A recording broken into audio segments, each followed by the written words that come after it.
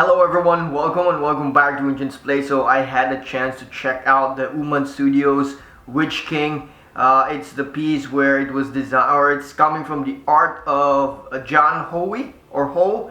And it looks phenomenal. It has this very menacing presence of the Witch King. You know, when the Witch King was like, or maybe even the Nazguls or the Ring Wraiths were chasing Frodo's. You know, you get that feeling, that wraith feeling, and imagine he is the Witch King. It's like he in the movie he was like fighting with Gandalf, and you can see his presence, his like very menacing presence. It has that, and it's not just him. It also has this, like I would say, goblin slaves, and it looks so awesome.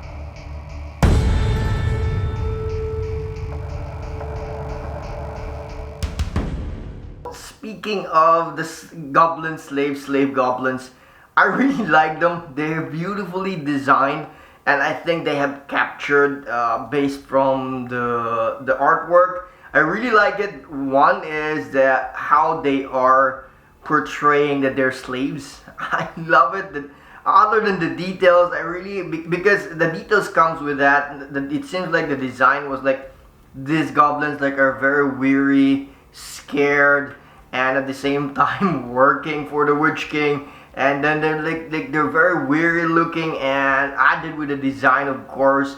And on top of that, I really love the color.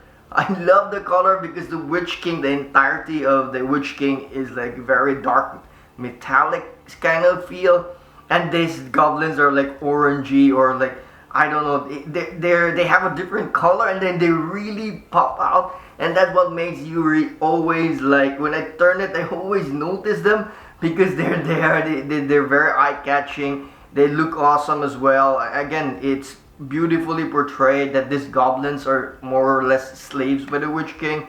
It look I think the one from the left side and the right side, the one from the left side was more like scared. The one from the right side, I think he was like just following orders or something. They look awesome either way. Let's talk about the horse, because this, when you see this piece, it's the horse that's very actually intimidating. It's quite big, with all the armor details, the weathering. It's very impressive. I always love weathering. It has tons of these, and it's nicely done, and especially it's within those like different layers of his armor, and also the chainmail, the spikes in the armor. It's kind of weird because it's kind of showing that he is somehow like a unicorn. I'm not saying it's a unicorn, but it has like a horn or something, but it looks very menacing. It has like spines in the back. It looks awesome. I really love it with the how would say, with the red eyes. Oh my god, it's like, it's awesome. The last but not the least, the Witch King himself. And I've always wondered how a Witch King would look like, because the first let's say the image that I've seen of the Witch King is actually the movies.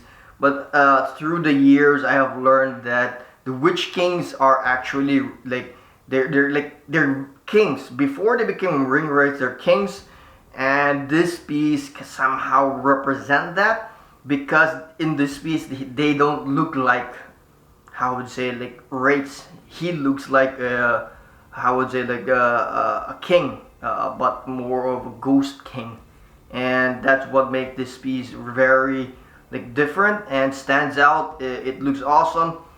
There's a lot of details. The blank, or I would say the blank face with the helmet, that looks awesome as well. Very intimidating with all the horns and everything. This his chainmail, his armor, the different layers of the armor. He also has this nice mixed media for the cape. I love that. But overall, he looks very menacing with his mace.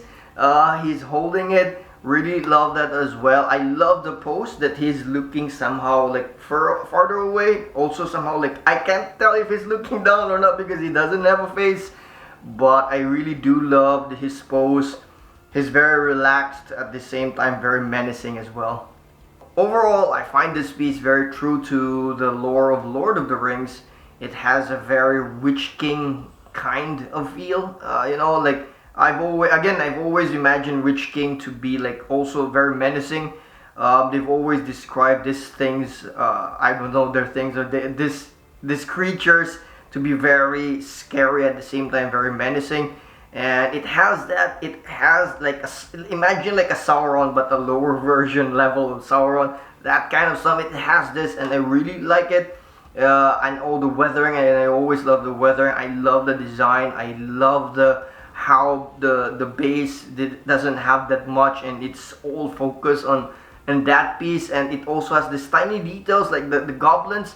And they're well done, very very expressive as well. That's why it's kind of weird, because these goblins have more expression than the Witch King, but the Witch King gives a lot more menacing presence and overall, and it stands out also. Like it's also very big, to be honest. I was surprised it's that big. So those are my thoughts of the piece. The piece is awesome. It has a very menacing presence. I think it has an edition size of around 200 or something, and I think the price is getting higher and higher. I didn't see a lot of people selling this or reselling this. That means they're really keeping it. Most of I guess the collectors who bought this are those really hardcore Lord of the Rings fan, and I guess they're keeping this one because it actually looks very awesome. Like very very nice presence, very good presence in your collection. And yeah, it just looks good. And that's all. I think that's my thoughts on this piece. And if you like the video, click the thumbs up and help me share with everyone. And always, if you haven't subscribed to my channel, subscribe to the NCHANZPLACE, so you will always help me grow and help me keep up with all these videos. And yeah, thank you, and see you in the next video.